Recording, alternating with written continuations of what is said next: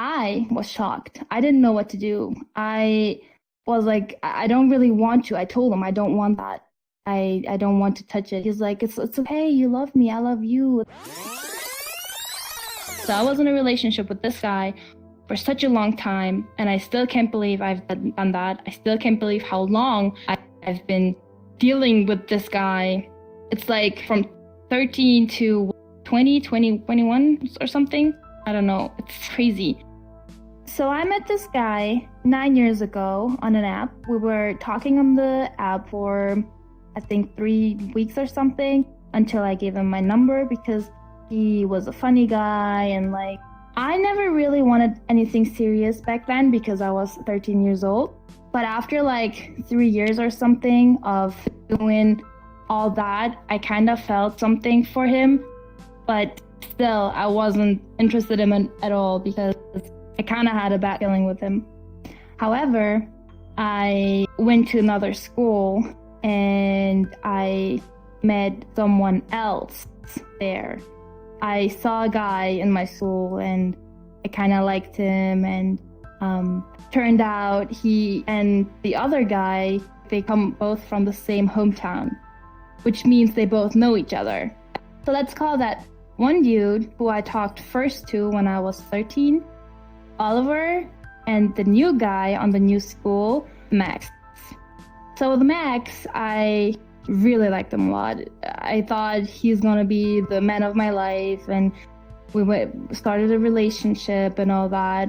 But before all that happened, Oliver was making such a big deal out of me getting to know another guy, and he got all jealous about it, and he didn't even want me to like get together with Max. And he would tell me over and over, even when I was dating Max, how bad he is and how much he doesn't deserve me. I never listened to him. I thought he just wants to have me for himself.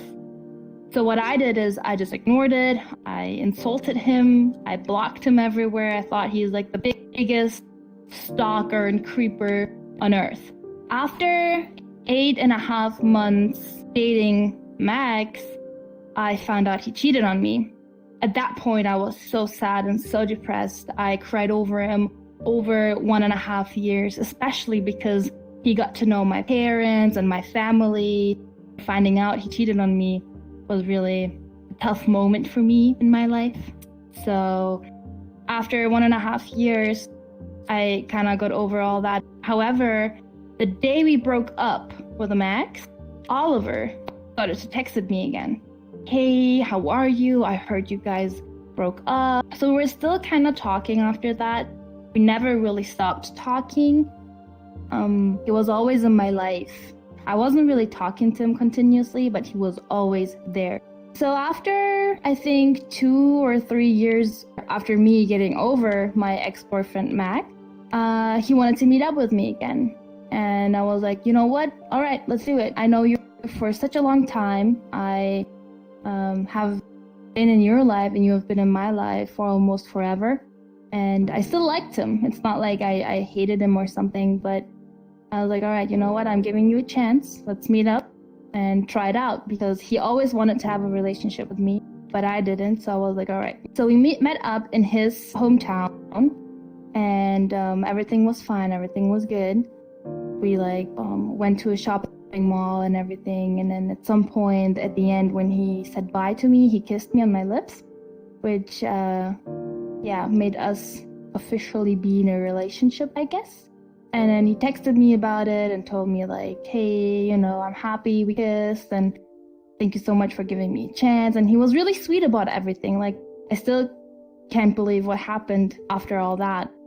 It was all fun and stuff until he wanted to meet up with me again.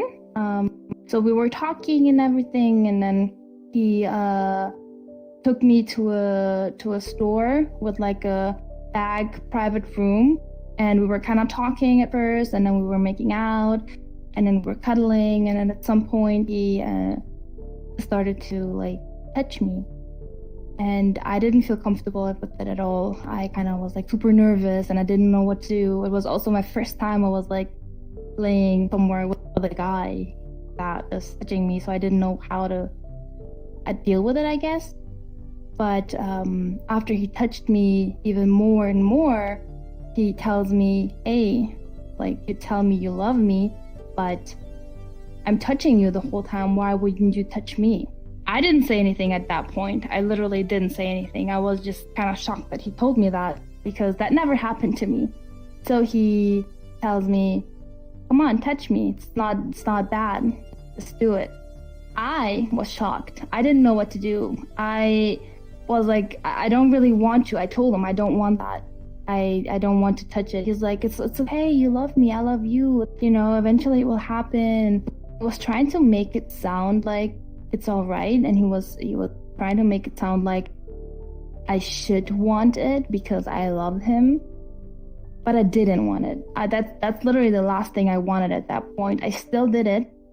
I touched him for like not even a minute, and then I stopped it, and I was like, all right, I don't want to do this anymore. Like, stop. And then I got up, sat next to the couch. There was a chair. I sat down next to the chair.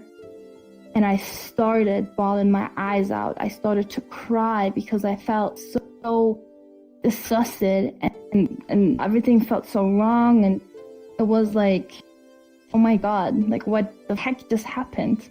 When he saw me crying, he was like, what happened? I'm like, you just forced me to do something I don't want to do. And then he tells me, no, I never forced you. What are you even talking about? That everything I did was because I wanted to do it.